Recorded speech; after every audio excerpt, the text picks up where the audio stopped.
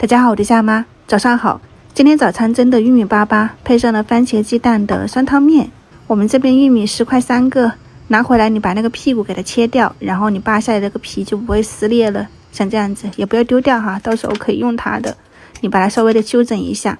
玉米可以整个用那个擦丝器给它磨成浆，我的是昨天晚上让他们剥了一下玉米，体验了一下这种劳动的成果。早上起来我就给它打成了这种粗一点的这种玉米浆哈。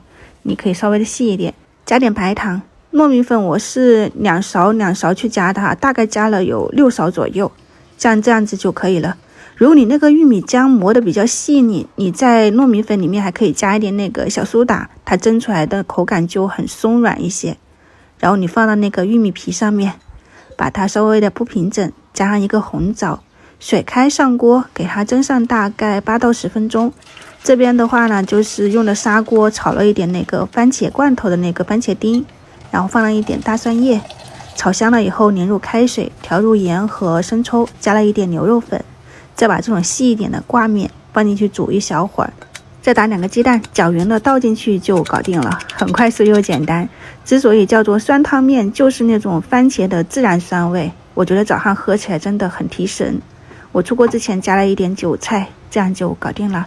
这边的玉米粑粑也蒸好了，出锅。隔着这个屏幕，你们能感受一下那种玉米的香气，它就是软糯香甜的。怎么说呢？我这个口感是带有点个小颗粒的，想要追求完美的话呢，你就给它磨成细腻一点的那种玉米浆就可以了哈，其他都差不多。不给大家拍了，我的面都要坨了。今天周5了哈，早餐供大家参考，晚上再见，拜拜。